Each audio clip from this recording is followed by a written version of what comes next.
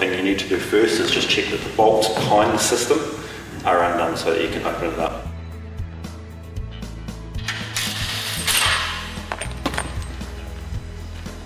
So to open the unit, these need to be hooked in on the front of the system. You'll find this hook here.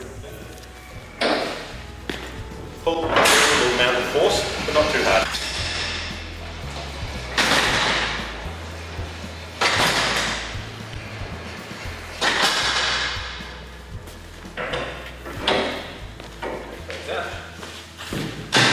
And one thing you want to do once you're finished is just check that the unit is solid, not pushing backwards and forwards. That ensures that all of the brakes and all the structural components within there are locked in place. So once the system is open, you need to check that everything is structurally sound. You need to check underneath the system. The best way to access that is to come down the side here to the curtains. Each one of the curtains is velcroed together. They rip apart for access and for safety should something go wrong with the system and the curtains get caught.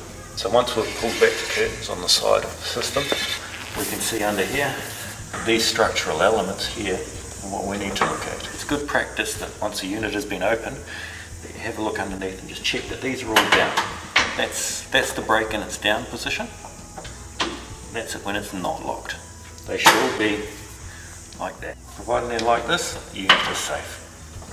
You can see that there's no way for the system to move with that brake in place.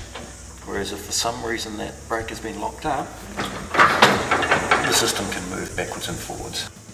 So just check, they all look like that. Handrails can go in one way on the sides.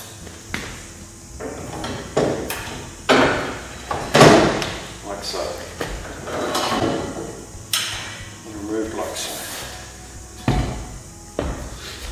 You'll see there's an angled piece here, that is the back of the handrail, and the straight piece is the front of the handrail. You have a look here, the kicked leg on the back of the handrail goes towards this socket. On the sides of the handrails here, you'll see grub screws or bolts used to lock the handrails in place. We use a rattle gun, but they can be done by hand with a ratchet as per normal.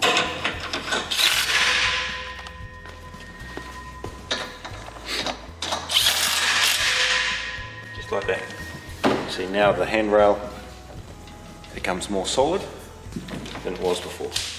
In the open position, the system is structurally sound and that any load applied to the nose of the system is distributed through the tier below.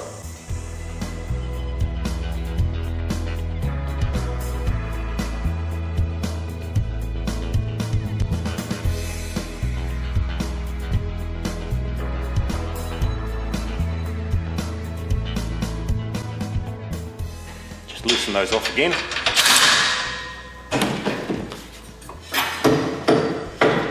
And lift the handrail out.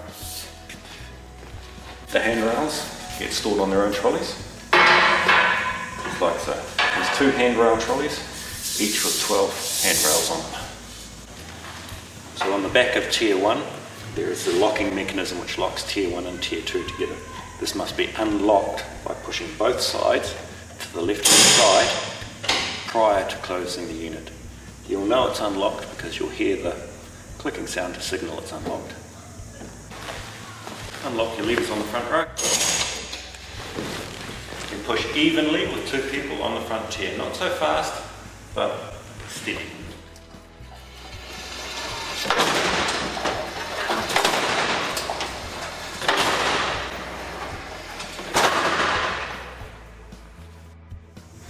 It's important to note in the closed position that the retractable system is not to be used for sitting or for climbing on.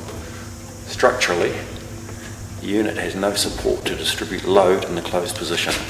Any load applied to it will damage the structural elements. Between closing the system and moving it around, we need to ensure that the system is locked using the holding bolts. These bolts are put in the corner of the retractable system through this large hole here into a threaded insert in the leg in front and tightened.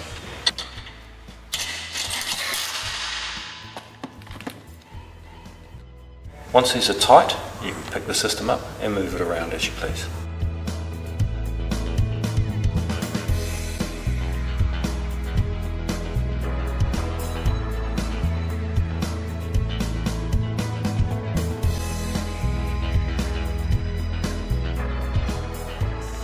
Once the unit has been closed and the hold together bolts have been put in the back, you can slide this into the front, centre the retractable.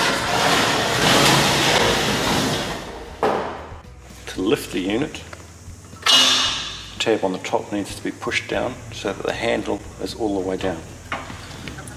Then the unit can be jacked up until the system lifts off the ground. Once it's off the ground, you can pull it around with the aid of a couple of people, one on either end, to steady the system. And move it. Like so.